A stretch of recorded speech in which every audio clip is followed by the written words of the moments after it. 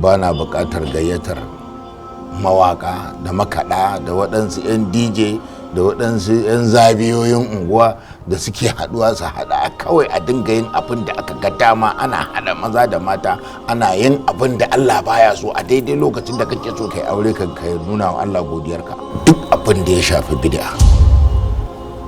ana buƙatar sa. Sun ce su gaskiya ba su dakatar da fatin nan ba, sun biya miliyan 20.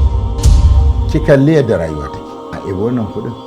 a daidai lokacin da mutane suke fama da talaucin abin da za su ci ba su da shi, a daidai lokacin da mutane sun rasa inda za su sa kansu, wasu suna asibiti babu su da kuɗin magani, wasu mutanen suna kwana a titi da gefen kasuwa don ba su da inda za su je su kwanta a rayuwarsu, a daidai lokacin da kasuwa ba ciniki kuma 'yan kasuwar da yawansu jarinsu ya kare. A irin wannan za a zo a ɗauki waɗannan kuɗi a fili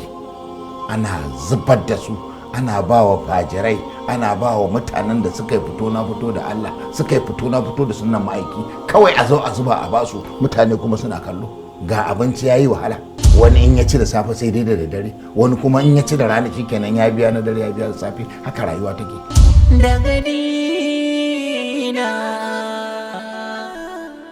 Daga dina